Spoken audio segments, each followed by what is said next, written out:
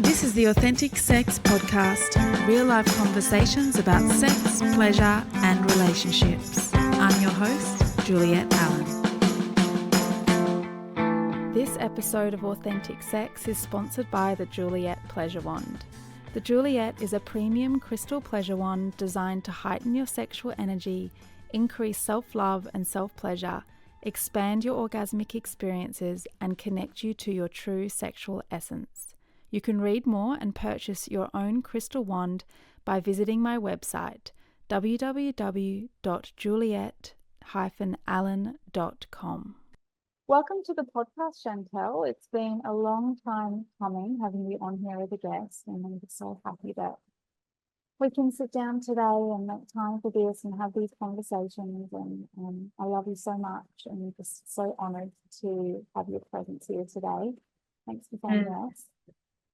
I love you too. Thanks for having me. It's good. Good to be in connection again. Yeah, it is so good. I'm going to go into how we met, but firstly, I'd love for you to introduce yourself to everybody listening. Tell us a bit about who you are and what you're doing in the world and your family, and just so that people can get to know you more.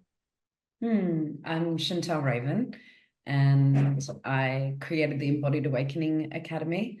So basically, my life was very centered around spirituality because I had a really spiritual dad, and I was exposed to meditation from an early age and personal development, affirmations, all the good stuff to get your head right.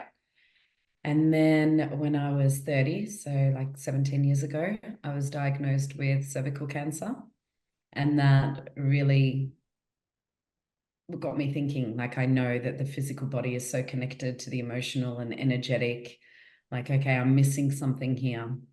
And that took me down the path of Tantra and discovering how much love and sex and relationships and emotions need to be looked at and felt so much more deeply than what I was. I was kind of living my life more from a consciousness space rather than an embodied space, hence the name of the school, Embodied Awakening, like really needing to embody the awakened state. And for me, what that looks like is really staying attuned to our heart's deepest longings, listening to our heart's deepest longings, being able to express something more authentic than that top layer of the mind. And supporting people to have the most incredible relationships and sex as possible. And I also support a lot of people on their dharmic path and really actualizing and embodying their purpose. I've got a practitioner training and do a lot of that work. Yeah, beautiful. And you're amazing, and I just love the work that you do in the world, and I've learned so much from you, and I continue to learn so much from you. So let's talk a bit about how we met, so that people context of why and what I was doing. I was thinking about it before, and I was like, I wonder what year it was, but I think it was around 2016. So that's like 8 years ago. Yeah, it would have been, because I was still teaching with Ista, and so I was in my previous relationship then too, and I remember her and I went to a festival, Tantra festival in Byron, and you did some sort of workshop there, presented, and I remember sitting there thinking, I am going to work with this woman, I'm going to learn from this woman's fucking amazing. And so in the lunch hour, I don't know whether you remember this, maybe not, you probably had a lot of experience about this, but in the lunch hour, I hunted you down while you were having lunch, and I spoke to you. And then I said, I want to do a session with you. And you were like, oh, okay, cool. I'm, facilitating on this time. Maybe you can come up during one of my breaks. And so I locked it in, came up, and I remember you were facilitating a session and everyone was naked. And I was like, wow, I'm in the right place. Obviously, that's not what you do now. So that was years ago. Yeah. But and then we did that session, and you really helped me in my relationship that I was in at the time, which was quite tumultuous, and you supported me to move through everything that was coming up for me in that dynamic and leave eventually. And Mhm. then do you have anything to add to that story? Well, I just remember loving you from the beginning, just how open you were and how deep you could go and receptive to guidance. I think you're an ideal student. Oh, In the sense that you're very humble. You're like, I don't, this is the way that it is. This is fact. You're very honest and unapologetic in mm, in whatever you're experiencing. And then also, yeah, really smart and open and wanting to grow and learn from a very curious space that's undefended. So it's beautiful for me to work with you. It always has oh, been. thanks, babe. Yeah, Mhm. we were chatting about that yesterday, how I do my best to just be super honest with you as a mentor. And I'm just like, oh, I fucked up. Like, this is the truth of it. Everything you told me to do, I did the opposite. But we'll get into that because that's actually an Mhm. important part of why you're here and what I want to learn from you and what I want you to share today. Mhm. But yeah, I continued on and did some retreats with you and learned so much from you. And then we spent a few years not being in so much contact, and here we are, full circle. And now I'm working with you over the next 3 months as a mentor, which just feels like such a great investment in Mhm. my life, my personal life, my professional life, my parenting, everything. And um, ah, so good to be back. Yeah. Mm. Mm. Okay, let's dive in to what we want to talk about today. So I have been working with you in the last 24 hours, let's be honest, if we're going to be honest, on triggers. Mhm. And you've been reminding me of how I can approach, but how I can deal with major triggers that come up for me within my relationship. And Mhm. so I want to talk about that today because I know that so many people, not just women, but men as well, listening, will have their ears pricked up and be like, oh my gosh, triggers. Yes, this happens all the time in my relationship. Or this is why my last relationship ended because there was so much conflict and we couldn't resolve it and it went around in circles. And let's talk about triggers and see where it takes us. Mm. And let's firstly, before I want you to define what a trigger is for those listening who are like, what? Like, what's that? But I want to predecess this with saying, whoever's listening, please don't ever say to someone, oh, I'm really triggered right now, or I've got a trigger coming up. It's like Mm, already you're identifying with the trigger. Already you're in victim. Already you're conceptualizing, which is the opposite of what you want to do when you're triggered. So if you think about a trigger, it's like if you imagine a gun and you're pulling back the trigger, mhm, right? It's like in pulling the trigger, there's something there's something that is happening that is responsible for the shot, right? So you pull back a trigger and then it shoots and kills someone. mm, yeah, Now, a lot of people, they're just shooting out, but they're not actually considering what it is that's pulling that trigger mm, back and creating the escalation. mm, So if you can imagine the gunshot as the escalated fire that attacks someone, shames them, spews all over them, projects, whatever it is, mm, right? And most people, when they're triggered, they're going to either withdraw or they're going to escalate and attack, right? yeah, So fight or flight. mm, And the way that we stop that from happening from an intellectual point of view is to, use the right communication tools, speak in the eye, not be defensive, not shame, all of this stuff, which we can touch in on some of that. I feel like there's so much material out there on how to communicate, nonviolent communication, mm, speaking about how you feel and what you need. But what my experience is in my own life and in working with clients is all of that flies out of the window when you've got a lot of energy in your body. And unless you know how to be with the energy in your body, unless you know how to stay connected with yourself Mm. when there's a lot of discomfort, and stay connected with another when there's a lot of discomfort, Mm. then nothing's going to work, right? Mm. And Yeah. that's very dependent upon the breath. It's very dependent upon attunement to oneself. It's very dependent upon capacity to be in the witness as well as the feeling. Mm. So I feel like a lot of people are separating triggers from the rest of their life in some way of, okay, how do I deal with this trigger when it comes up? And they're wanting a solution. Mm. But no one's ever going to be able to respond healthily when a trigger arises if it's not seen from a broader perspective of actually your whole life and how you live is going to be reflected in how you deal with triggers. Mm. And this took me a long time to get. Like, I would be feeling so good, so calm, like, I'm ready for anything, like, give it to me.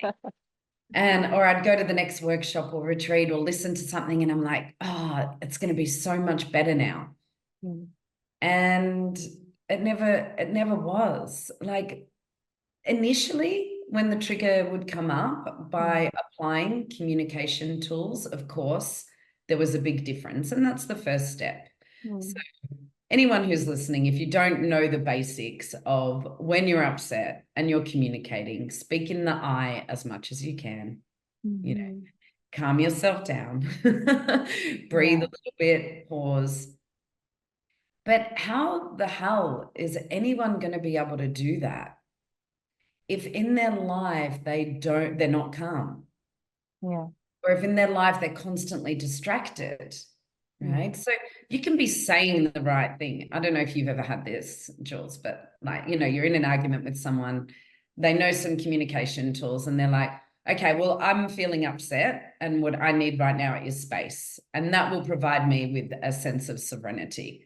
It's like, just because you're saying the right words, I can't actually fucking feel you right now because there's no vulnerability.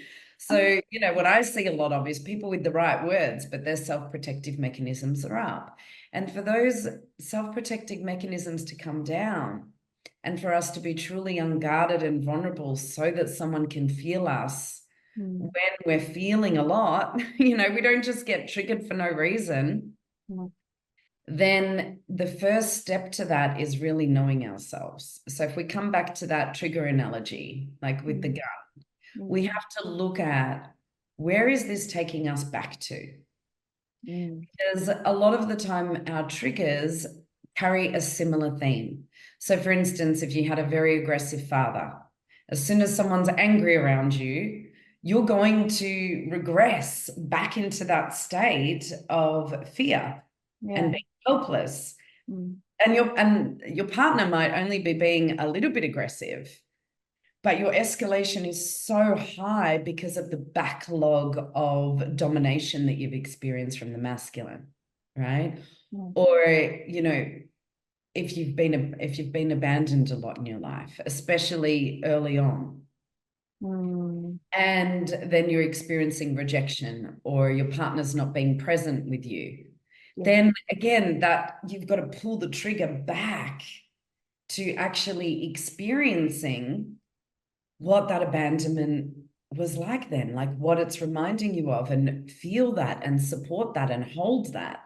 So whatever's happening with the trigger, whoever's there that you're wanting to shoot, for instance, it's like, unless you're actually prepared to pull the trigger back, it's not going to be clear. It's like the difference between a warrior who's shooting someone because it's necessary and they're protecting something. And this is part of a greater centered purpose, right? In speaking a truth that can be extremely powerful, telling people how you feel, telling people what you need, setting healthy boundaries, right? But it's not healthy if in all of that, there's all of this projection from the past that hasn't been dealt with. Mm. Now, if we're only trying to go into the past whenever we're triggered, good luck. Because this is when it's the hardest. It's the hardest to hold space for ourselves and create safety, to peel back traumas and peel back self-defensive protective mechanisms. So we need to, first and foremost, the most important thing in dealing with triggers is to have a daily practice. Tuning to yourself, of feeling what there is to feel, of intentionally connecting with your pleasure, with your joy, because at the end of the day, why do we want to be able to deal with triggers? We want to be able to have a life that's easeful and pleasurable, and sometimes on the spiritual journey, and me included in this, or trauma healing, or whatever it is that you're into to heal and expand. On that journey, we forget why we're doing it. Like, the most important thing is that we're expanding and opening into receiving love and receiving pleasure and living a life that is rich and full and aligned with our deepest desires. We're only going into contraction, then it's like this self-punishing mechanism of constantly trying harder. So we want to start on the foundation that we're good people and that we deserve a good life, you know, and that when we don't need fixing. Yeah. And then it's a permission slip. It's like, okay, I'm a good woman. I deserve an amazing life. I deserve to receive love. I'm grateful for everything here. Let me just feel like where my pleasure is today, where my desire is today, and feel that, and breathe into the earth and feel safe into my body and connect the vibration of my breath with the vibration of my body, so that I'm not just up in my head. Like, this is the biggest thing. The biggest reason why triggers escalate is because we're so fucking in our heads. We're creating all of these stories that are perpetuating. And rather than the feeling being the pure, raw feeling of the body that is vulnerable, that is naked, that is the most supportive of the listener being able to really feel you, we're feeling relative to our thoughts. Now, this is a little bit complex, but you can get this and listeners can get this. It's an absolute game changer. And that is the distinction and the difference between feelings that arise because of the thoughts that you're telling yourself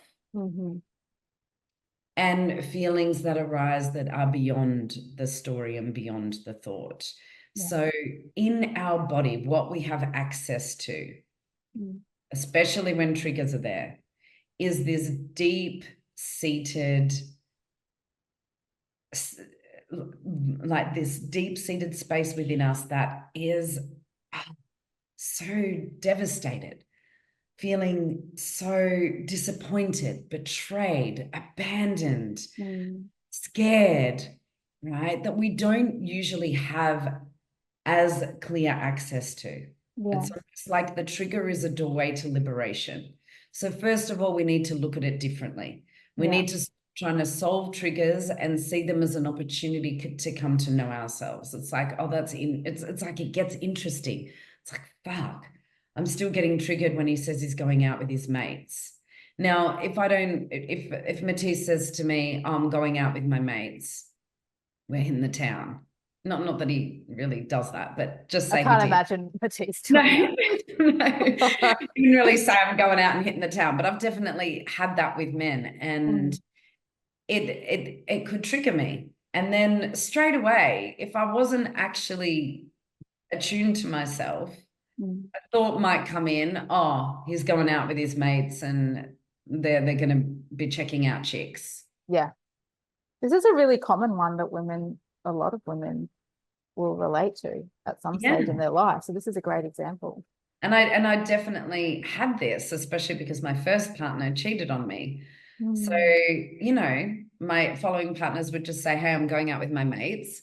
And my whole body would have this intense reaction. Yeah.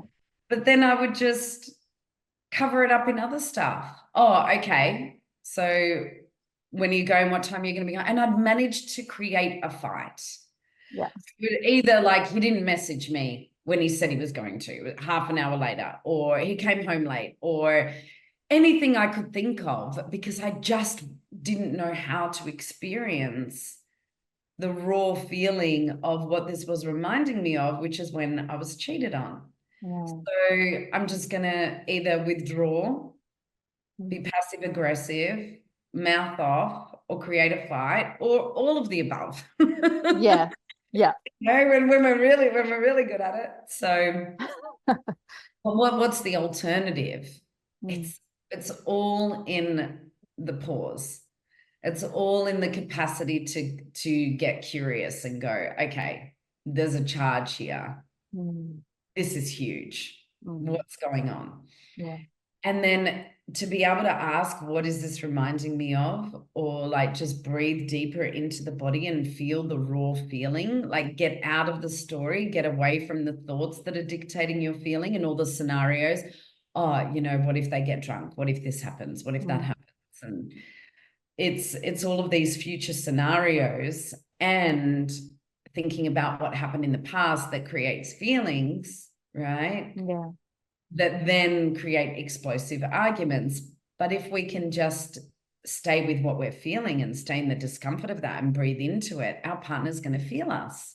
And then maybe they'll say, hey, you know, what's going on? Are you upset that I'm going out? And it's like, I am. But, you know, I can also feel that that's ridiculous. I want you to be able to go out with your mates, but I am having a strong bodily reaction and I just need to sit with it and check it out.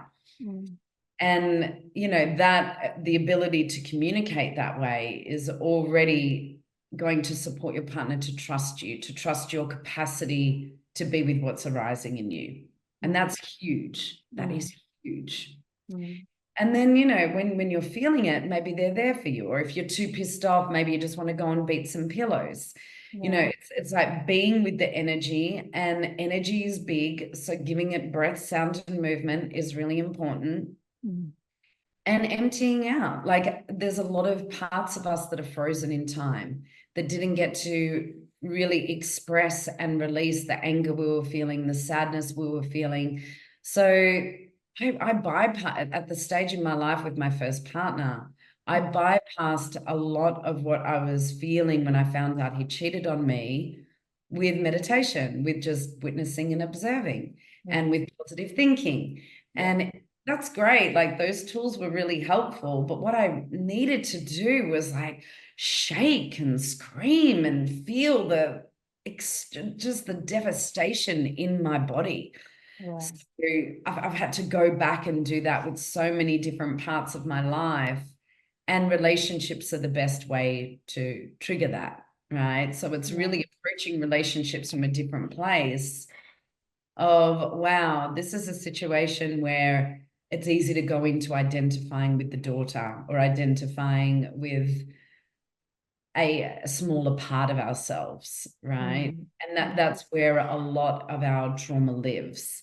So we can go back and start to release that. That's not to say that at the end of your process, you're not going to say to this person that you're upset with, hey, I need this, or we can't be together anymore, or hey, this is something I'm really needing. It might not be as huge as ending the relationship or setting a boundary.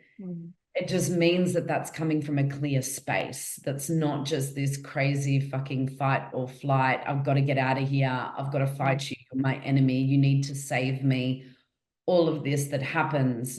So there are layers. There are layers that go really deep, and to be able to go to those layers, you need a daily practice of attunement, because it's kind of like you never go to the gym.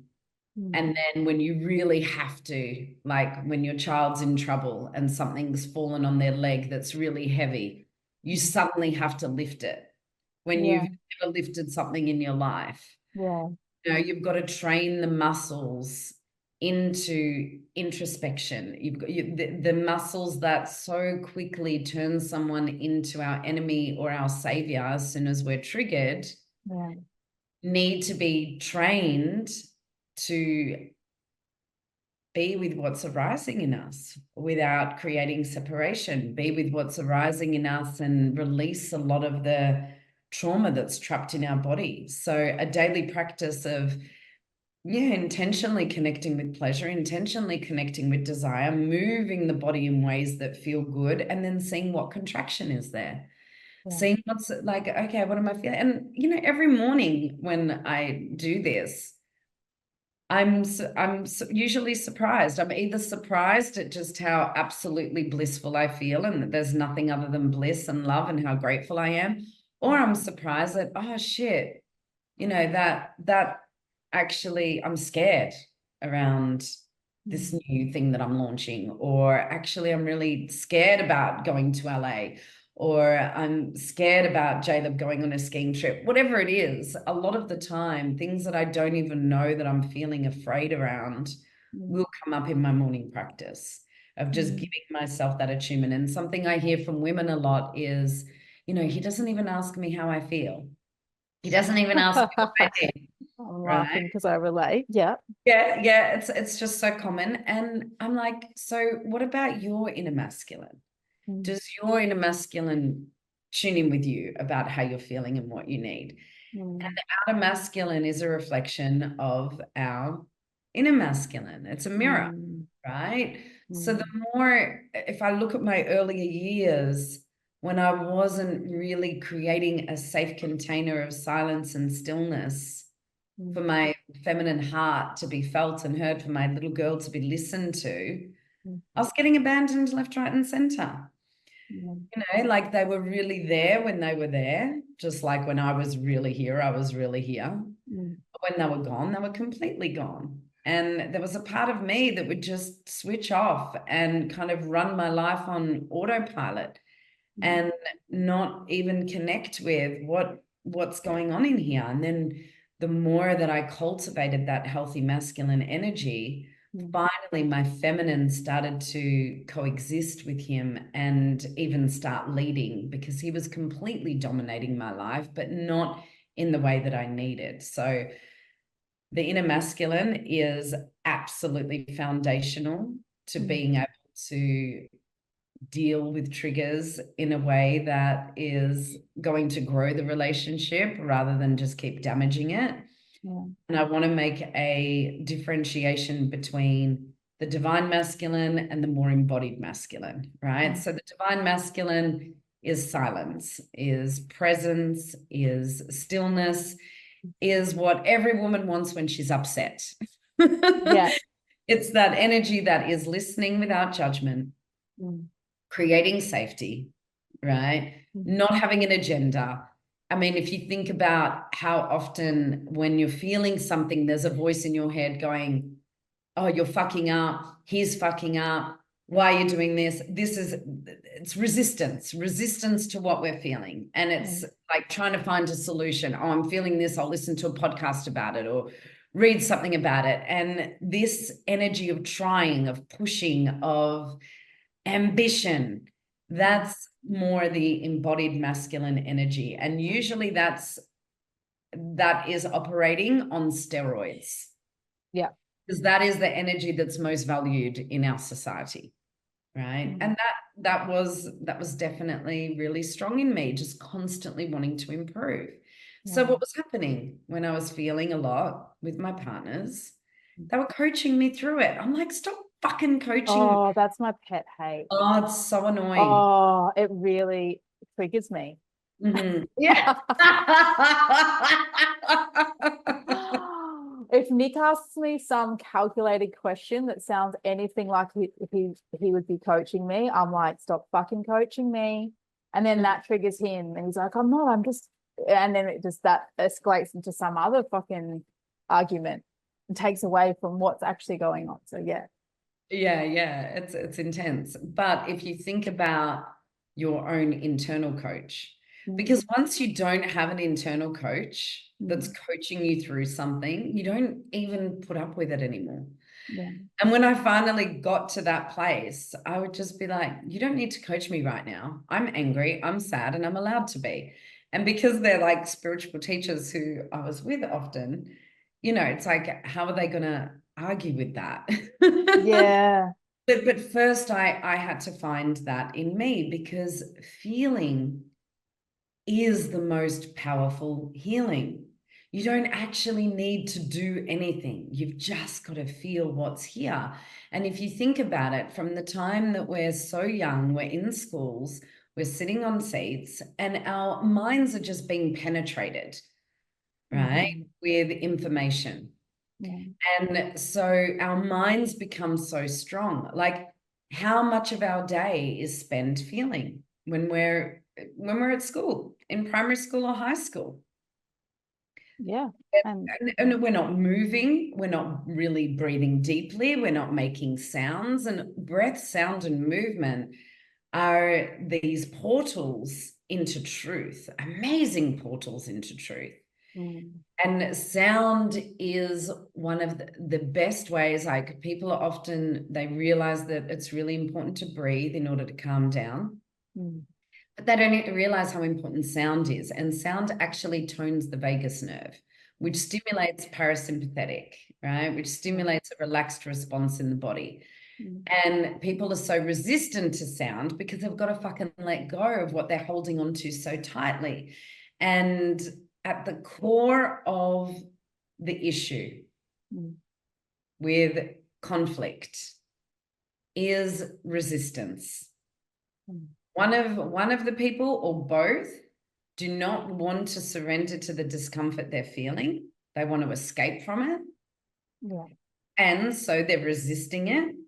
And in that contraction and resistance, they're guarding their heart. Self-protective mechanisms come up, and then they victimize themselves and turn the other person into a victim or a savior. I mean, into an enemy or a savior.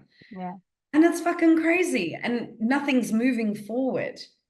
Yeah. Right? And then it just We'll just go cycles in the back same. in cycles of, you did this, I did this, but this, and this, and defensiveness and explanation. And it's all a shit show. So what I have found is absolutely the most effective way to deal with triggers. Dun, dun, dun. This is the part to pay attention to. Get the drum roll out. This is the magic pill. This is going to change everything. No Are you all ready for it? Go into a non-verbal state of communication. Because as soon as you start talking, it's really hard not to just go into the past, go into the future, make the person wrong. So what do I mean? Like, obviously you have to talk, right, at some point. But what would happen if, when a trigger arose, you put all of your focus away from the external story, away from what he's done or not done, or she's done or not done. You brought your attention inward. You breathed really deeply. And you just fucking let go. And you let go of all the resistance in your body to feel what you're feeling. And you just let yourself feel. Maybe you would cry. Maybe you'd want to scream into the pillow. Maybe you would shake. Maybe you would say, hey, I just need to get away and feel this because it's huge, and you don't feel comfortable feeling all of that in that moment. But it's like, if you can stay in the same vicinity, it's the closer that you can stay to a person when you're feeling, the better, because that in itself is so healing. To be seen, to be felt, to not run, and to stay connected to yourself and with another. To stay, to actually ask the most important question: can I be with what's arising in me without creating separation from the person who's activated this? To actually see a bigger perspective of, okay, this is triggering something. Let's go into what it's actually triggering and go into the feeling that's not connected to the thoughts around this or the story around this. Let's just be with what's raw. Let's just check it out and be surprised, because the feminine is a mystery. And we don't want to try to work her out or put her into words, right? But then you need that inner masculine strength and silence and power to be able to, A, have the discipline to pause, breathe, and go inward, right? B, to not try to fix, to not try to explain, to not try to defend, to not shame, And, you know, even myself who teaches this, if I start bringing words in too soon when I'm triggered, I'll fuck it up, you know, I will shame my partner, or I'll carry on too much or explain too much. And to me, like when I'm in my queen energy, I'm not complaining, I'm not explaining, I'm here, I'm checking it out. And then truth comes, and truth comes from a wisdom that's much deeper than the mind. It's a wisdom that comes from the silence. I have to interrupt this episode to let you know that today is sponsored by Pleasure School. Pleasure School is a monthly membership where together we study intimacy, conscious connections, and how to embody our true sexual essence.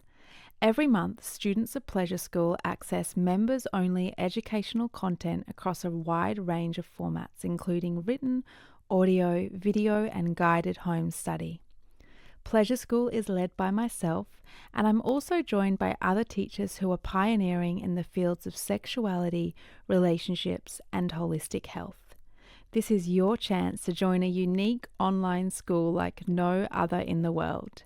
Learn more and join Pleasure School at www.juliet-allen.com. That's JULIET-ALLEN.com. Can I give an example of this? Mm-hmm.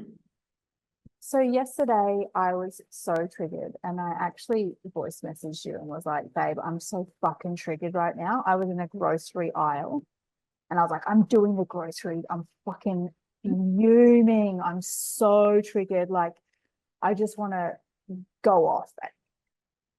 And it was so good. Like, responded just in the nick of time, because we were at the checkout.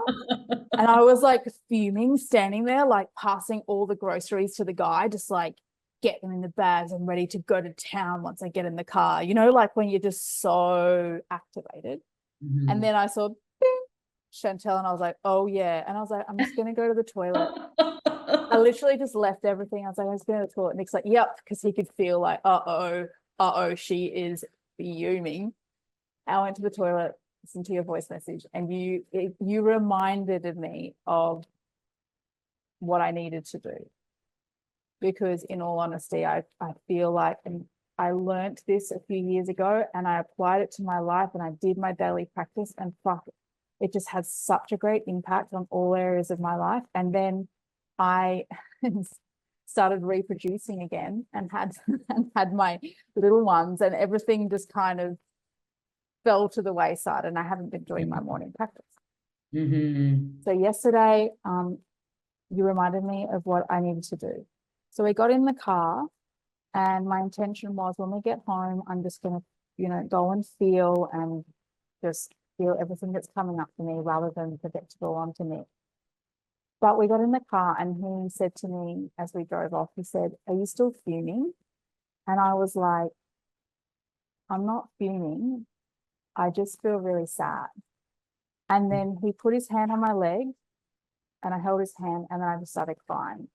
And what I would have done if I hadn't had you remind me of this would have been like, you know what? I'm fucking pissed off because of X, because you did this, you haven't done this, because it's all led up to this. I feel like this. And instead I just cried. That was it. I just cried and cried. And then he just held my hand, and that's all it needed to be. And then I softened.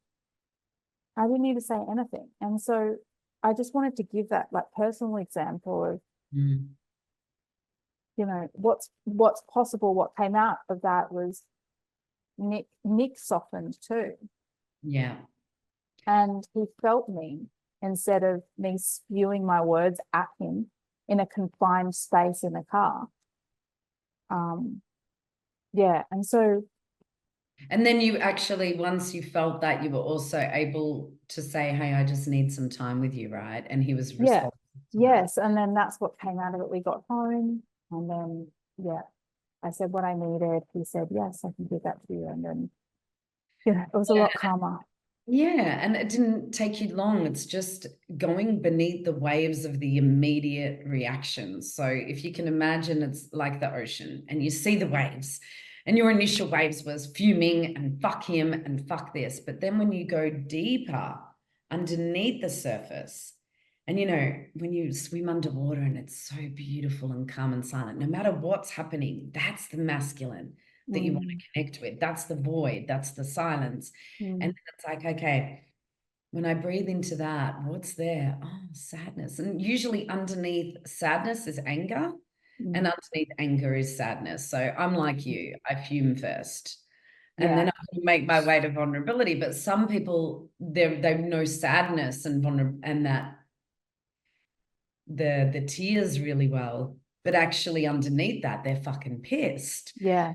So we get to explore the different layers, and really the waves change once we dive deeper into that silence. And then, yes, the waves are there, and it's like we become deep sea divers instead of just swimming on the surface. The reason that the daily practice is so important is so that we can start to acclimatize, get used to, and expand our capacity for being with ourselves and being with what's here. And it's all just another version of the same spiritual truth that shows up in every spiritual tradition, which is that the answers are not fucking out there. They're here, right? With us. Yeah, so everyone take a deep breath. And I want to take this into just 1 minute of embodiment. And I just want everyone listening to see how they feel right now. Just close your eyes. Feel how the vibration of the breath connects you to your body. And just notice how you feel. As you breathe in, let the belly rise. As you breathe out, let it fall to the spine. Feel yourself held by the earth. So whatever chair you're sitting on, or if you're lying down, just breathe a bit deeper and feel held by the earth.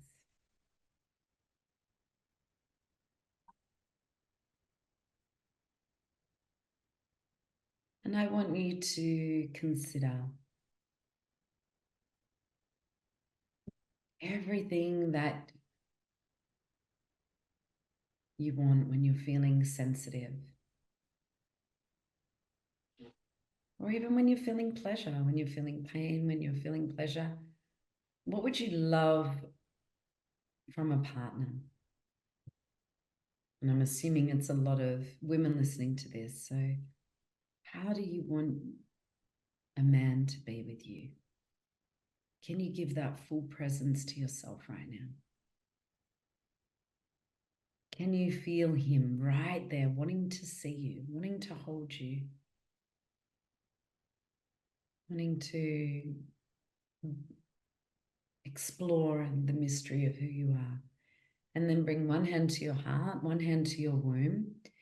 And I want you, on the next breath, breathe in deeply through your nose, but then on the exhalation, just allow some sound. Wherever you're breathing, like breathe into it, and then what's the sound that comes out? And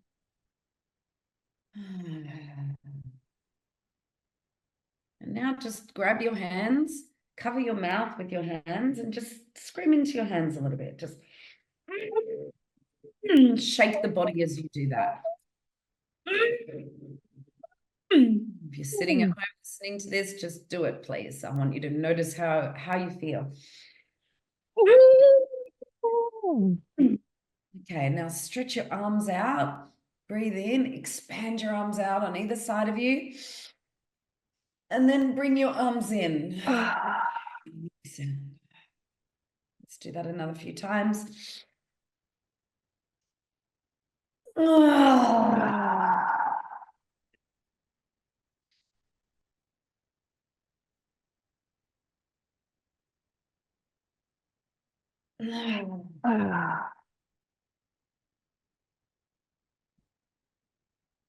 Shake the body.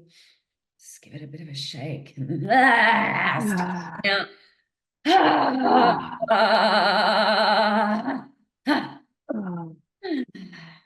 Now, now just give yourself a hug. Put your left hand underneath your right armpit and then vice versa, and just really embrace yourself. Maybe rock a little bit, sway from side to side. Deep breath in, and then let the sound. When you breathe into your body, what sound does it out there?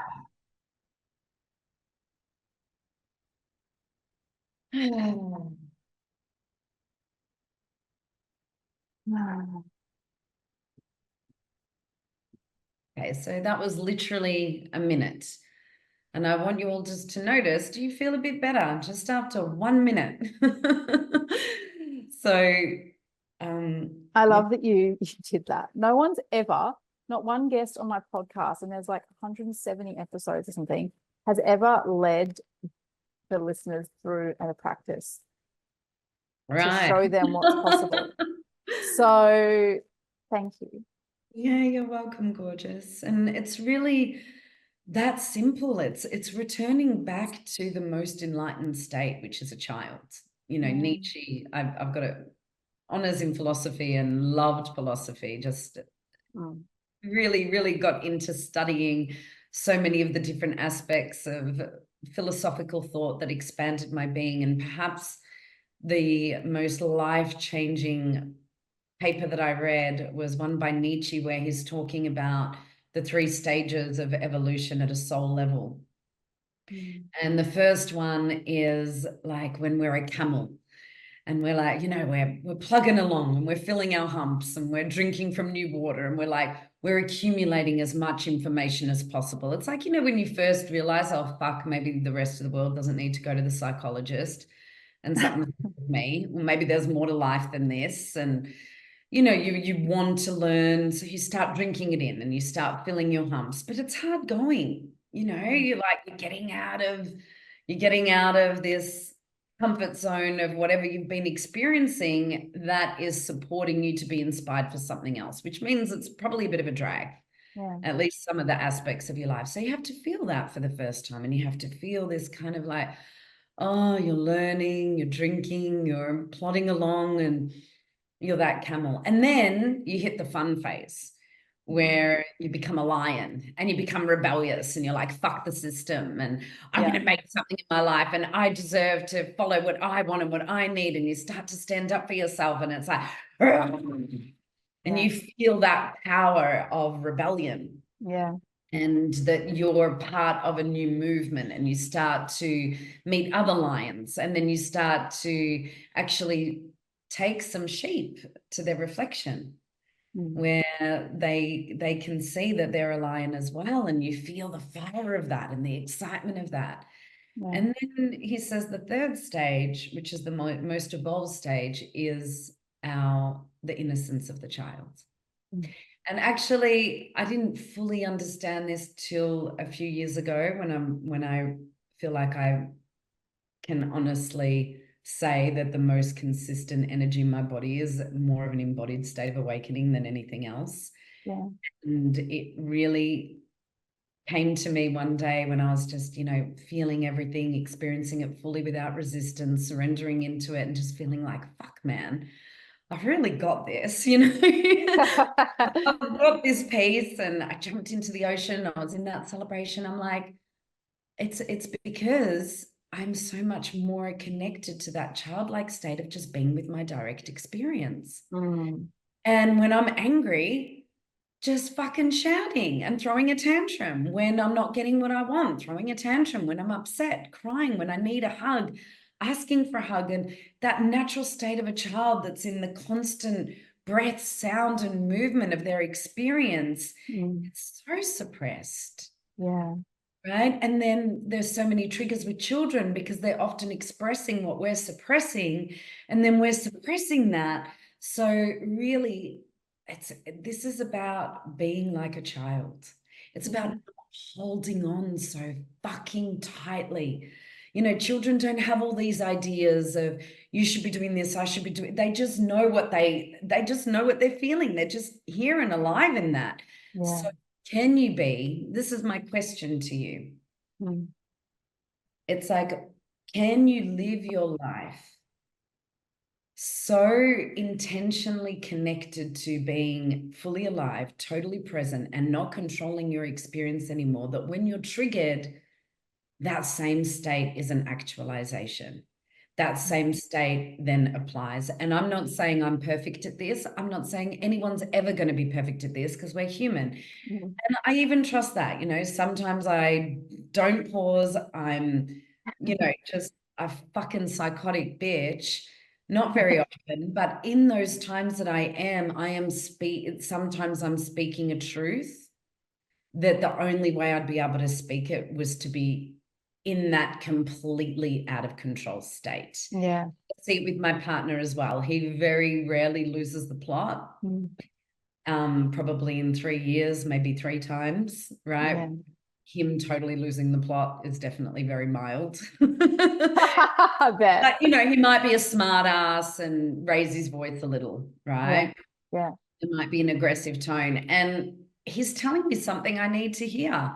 Like, he might be mimicking me or making fun of me, which totally isn't his style. But actually, I'm just like, fuck, reflecting on that and going, I've pushed him.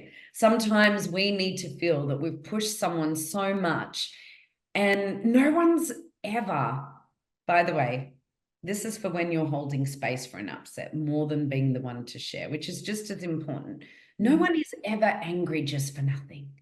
No one's ever sad just for nothing. And they can tell you why, and you can defend yourself and say all the reasons why they shouldn't. You can prove yourself right, or you can just feel them and hold that space for something deeper. So as well as feeling being so healing and the most amazing medicine that you have available to you on the planet, this inner marriage between your own masculine and feminine. And I'm covering some pretty advanced topics. So if you want to dive into more of this, go on my podcast, Sex, Love, Freedom podcast.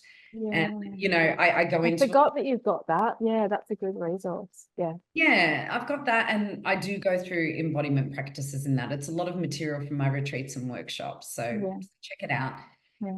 And where was I? Yeah. So as well as all of that being healing, actually what I've realized with Matisse, who doesn't fucking coach me, thank God, when I'm upset, and who is the embodiment of presence and peace, the closest to that I've ever experienced in my life.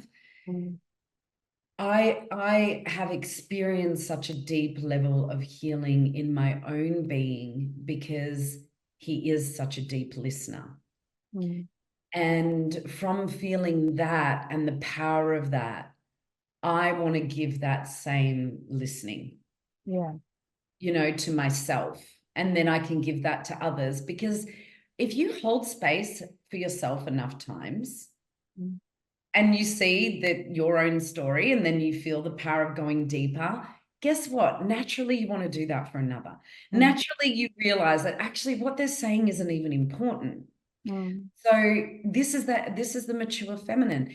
And it's funny, there's so much out there about the rising feminine and being in our feminine and being in our softness and leading from our feminine. And I'll tell you right now, most of it's fucking horse shit. Isn't going to work, because actually it misses the important point that without the mature masculine, the healthy feminine cannot actually be fully alive and unapologetic and untamed and vulnerable. Because if you've got this judgmental masculine, or if you've got this masculine who's constantly pushing and striving, how is your feminine going to be soft and vulnerable and able to really receive all of life? So we have to start connecting our body with a different experience of pain. Just like when we're working with money, we have to experience money in a different way. Whenever you're wanting a new relationship with something, you have to start relating to it. So if you want a new relationship with pain or with your triggers, right? Communication needs to deepen. The communication with yourself and the communication with another. The same thing with money. And what does it come down to? It comes down to have a good relationship with anything or anyone. If we're not having good feelings about it, there's going to be a lot of resistance, right? Yeah. So in opening to pain, we're also opening to more pleasure, because when we're bypassing our pain, we can't be fully grateful. We can't fully let love in. And we've got all of these associations and, okay, men are like this. This is how my relationship is. This is how he is. And those thoughts are directing our feeling state. All men are fucked. Yeah. Yeah. So our feeling with men Mm. is warped. So another practice you can all do is like, as part of your daily practice, as part of something that you're aware of, it's like, where are the feel-good feelings around relationship, around pain, around pleasure? Like where are the feel-good, where is the feel-good anchor inside of me when it comes to love? And that's just as important. Like, we need to be able to hold that. And most people with money, for instance, it's, I've got to work really hard for money. I need to prepare for my future. I need to have enough in the bank, whatever your parents told you. And the feelings associated with money that I used to have was stress and fear, and yeah, some good stuff as well, like luxury and, you know, going to cool places. But what I realized on my money journey is actually, can I hold the energy of money and feel good with that? Can I hold, just in the same way I had to do that with love? And the two are inextricably connected. We can make money from our masculine, or we can receive money from a space of, hey, this feels good and I'm trusting it.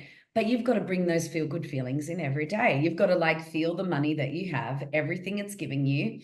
Money is amazing. Money gives me this, money gives me that. And, you know, it's a longer conversation. And it really requires an awareness that we are always the creators of what we're experiencing externally. So if we want to shift a relationship dynamic with a partner or with money, it really does start within ourselves, and it's not about learning. Like, this podcast is going to help you, but it's not going to change you. No.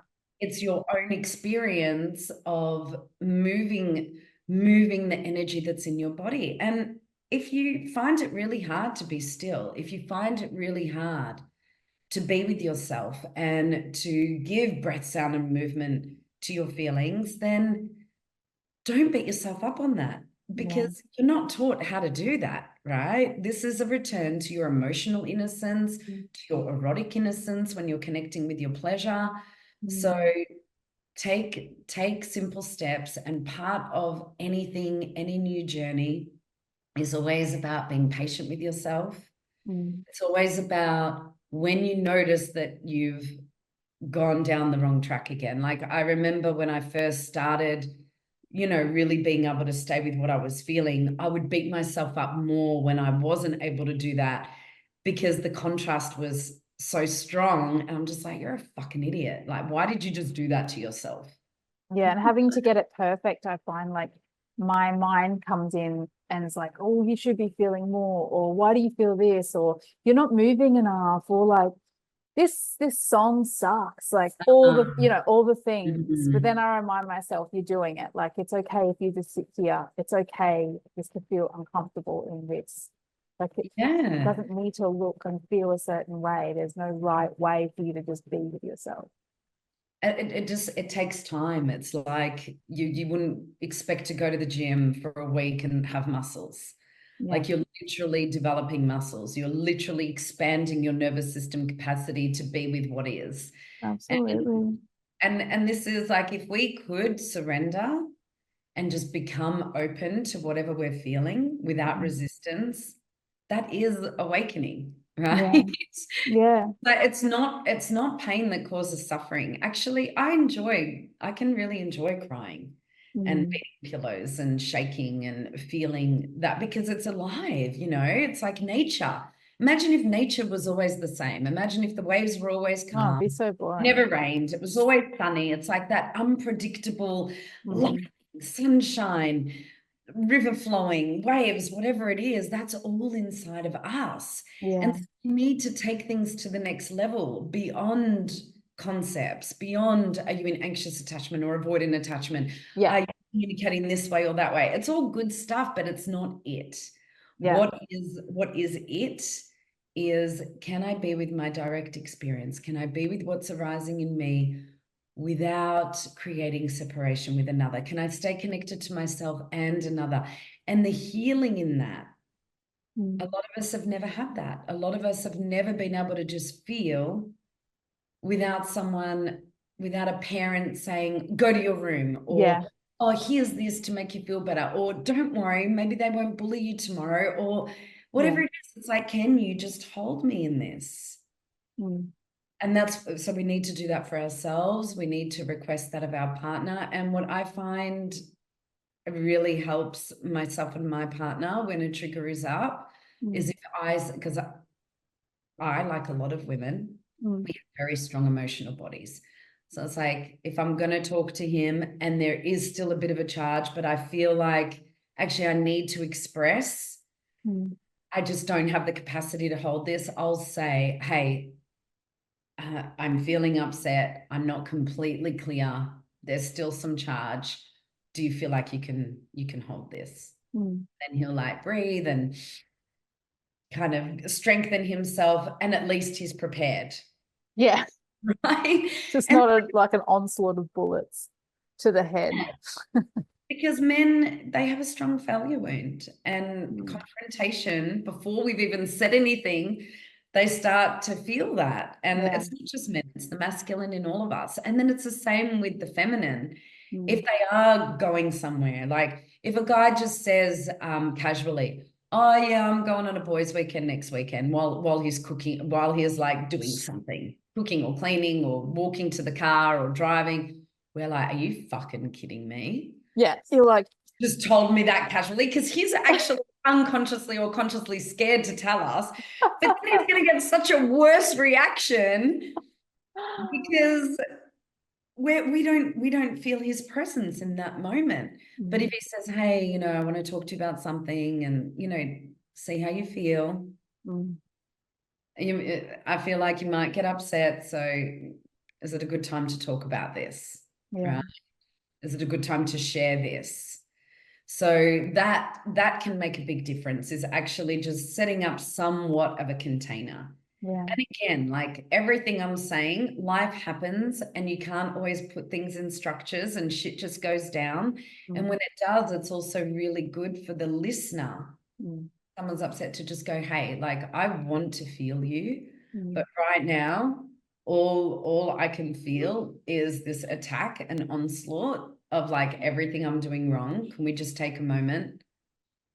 What are you feeling? And what do you need? Right? And then that person might need to check it out, because at the end of the day, the communication practice, the mentalized communication practice of saying how we feel and what we need, is absolutely effective. But not if it's coming from the mind. We have to feel it first, and we have to be able to say it without making the other person feel like an absolute piece of shit. yeah. And like, you know, they're the worst person in the world. Yeah. That's tricky sometimes too. You're Mm-hmm. really good at making other people feel like shit when you're just so triggered. Yeah, because we're resisting the discomfort and we want to make someone wrong for it. So that's what so much of this comes down to that. So everyone close your eyes for a moment again,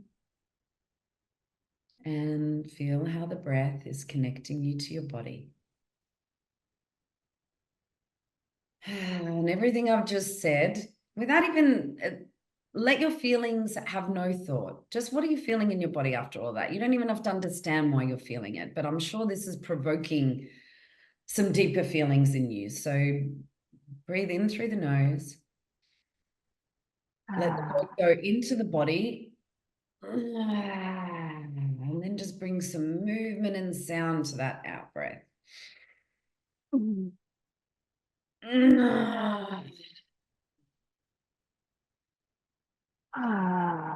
And there might be good feelings, there might be feelings that are uncomfortable, and just letting yourself feel and just follow the natural impulses of your body as you're feeling tension and lightness in the body. Oh, And now ask yourself the question, what would it feel like? And bring your hands to your heart. What would it feel like if every morning I spent at least 5 minutes dropping in and connecting to my pleasure and my pain? And there might not be any pain some mornings. Pleasure's always available because it's like just moving the body in a way that feels good. So what would that feel like to you? And right now, as you contemplate that, just feeling what's here now and bringing some movement to it and sound. What would it feel like to dedicate at least 5 minutes to my own inner union? To that silent masculine who's not analyzing, not judging, just creating safety for the feminine to just be wherever she is. So notice lightness in the body, notice tension in the body, and move with it. Move your body with the tightness. What would feel good for that tightness? What would feel good for the expansion and openness in the body?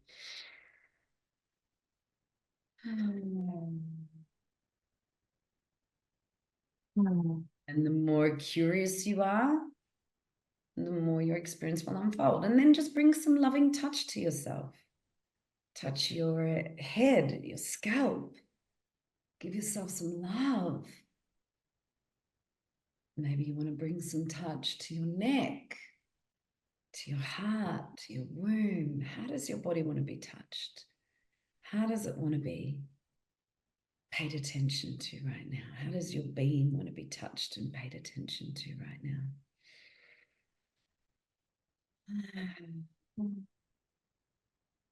Is there anything your heart is desiring? Is there anything you're longing for? What are you feeling? What's going to feel good right now? Move your hips. So much emotion held in our hips. So just circulate your hips. Maybe bring them back and forth. 5 to 10 minutes connecting with your body, connecting with yourself, connecting with your pain and pleasure, your contraction and expansion every day will change the whole course of your day, will change the whole course of your life.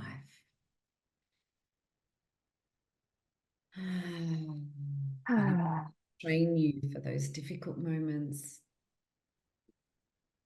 of trigger where you're going to hear my voice anchor this in.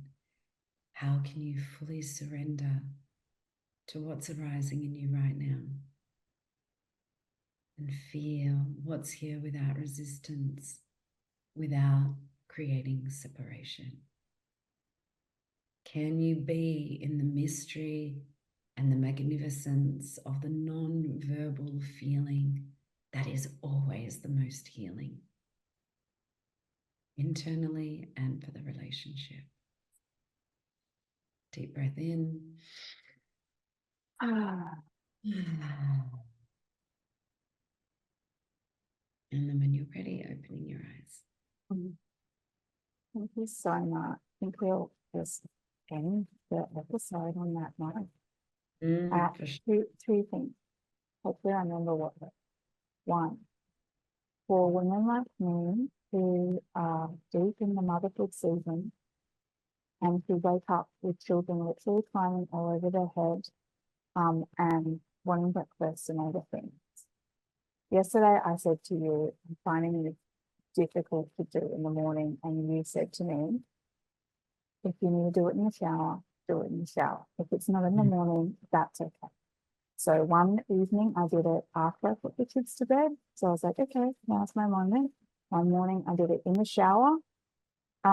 I just wanted to like offer that to people who are listening, who are feeling like, oh, but you know, because that's what I am coming up against right now. It's not the days for me where I wake up alone and have all the time in the world to stretch my limbs, and you know, it's a different season. So Mhm. Yeah, and I've got a 20-year-old and a 16-year-old, so I know Yeah, you get it. pretty well, and I've ran lots of different businesses, so I love quick practices. And this kind of came from that, right? It's like I realize all I need is 5 to 10 minutes of just intentionally connecting to whatever pain and pleasure is in my body, especially my pleasure. Yeah. And I'm glad that you brought it up as well, because the other thing I used to do is put some music on and just fucking get down on my hands and knees with the kids. When you're on all fours, you have a much easier access point to the unconscious. It like puts you in a more primal, instinctive state. So I would just get on the floor with my kids and I'll growl with them, and That's a great idea. yeah, and adrenaline release with the kids. I've Yeah, got a they'd love that. adrenaline release playlist, Chantelle Raven, Spotify, lots of playlists, listeners for emotional healing and adrenaline release. We have so much trapped adrenaline in the body that creates a lot of escalation in arguments. So if you can just put on some music and just go crazy, just intentionally feel like your growl, your fight, and the kids will love it. So They will definitely. My 3-year-old will be so into that. This yeah. morning we were in bed and we were role playing. I was Shere Khan, out of the Jungle Book, that like scary tiger or whatever he is. Not a tiger. Yeah. And is he tiger? Yeah. Yeah, and he was Mowgli, and and he just wanted to role play that, So if I put music on and then we're like, let's be Shere Khan, he'd be so into that. He'd be so into it. And just making animal sounds. Yeah. Just like going and barking like a dog and meowing, just getting into these different states. Just remember, everyone, like the reason why exercise releases so many good chemicals and you feel better afterwards is because it's forcing you to breathe and move, right? And you often can't help making sound. It's like, oh. Same with sex. It's like try to have an orgasm without making any sound or moving your body or breathing. It's impossible. So people get addicted to experiences that put them in a state of natural breath, sound, movement coming together. Yeah. So you're just intentionally doing that yourself to free yourself of all the tension in your body. Yeah. Cool. Thank you. The other thing I was going to mention, you've already covered it, is how great it is to have a music to accompany this. And I've created like a morning practice playlist for myself. So I'll share that link in the show notes for people who are listening who are like, well, what type of music would I listen to that can evoke feeling in my body? And I'll share that too. And if you can also share Living Tantra Retreat in Costa Rica. So the retreats that I run are such a deep dive into all of this. And when you've got 7 days with people who become like soul family, sharing pain, sharing pleasure, getting out of the normalization of tension and living in the head and into a new state of being where you're living through the body and the heart and the natural impulses of who you truly are, it's a huge fucking game changer. So if you feel to go deeper, check it out. Of course. I'll put that link there too. And what's your Instagram? I mean, I think I know what it is, but tell us what it is. There's Chantelle Raven, and then there's Embodied Awakening Academy. Okay, so people can find you there. And thank you so much. You're welcome. Love you. I was so honored to have you on and just hang out. Yeah, great to be here with you, darling. Thank you for listening to this episode of the Authentic Sex Podcast. If you love the show, please hit follow wherever you are listening and leave me a review. And if you really, really, really loved it, please share the podcast with your friends, family, and social media followers. Doing this together as a community, we can make an impact and support the world to feel more sexually empowered and free, and just get the word out about these free resources. If you'd like to join me for daily updates and inspiration, you can find me on Instagram, which is at Juliet, JULIET _Allen, ALLEN. And you can also head on over to my website to join any of my offerings: Pleasure School, the Intimacy Blueprint, And you can also treat yourself to the Juliet Pleasure Wand at www.juliet, Juliet, -allen.com.